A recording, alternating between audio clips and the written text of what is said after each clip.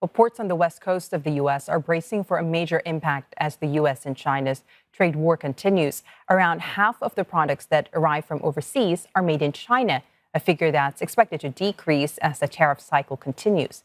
Ira Spitzer reports from Oakland. The sprawling port of Oakland is the first U.S. stop for tens of millions of products arriving from China each year, as well as the last stop for agricultural products from California headed the other direction.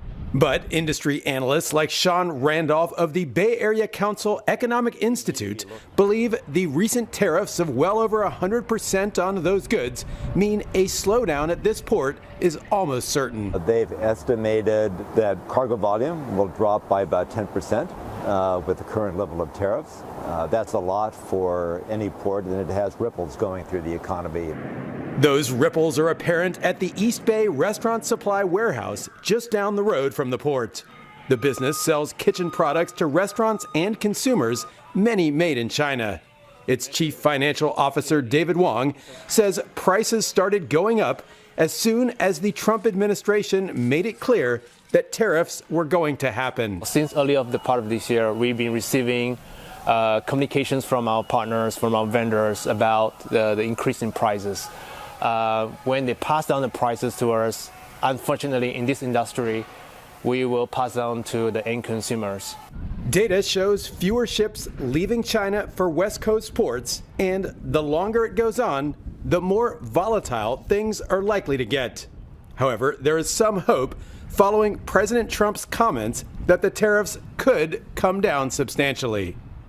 In a statement to CNA, the Port of Oakland said it is closely monitoring the evolving tariff situation, which remains uncertain, especially regarding global countermeasures, deals, and retaliation.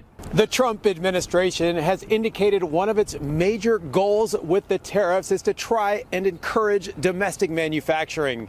That strategy is based on the idea of reshoring. Instead of using factories abroad, companies would build their products in the U.S., making ports like this one a lot less busy.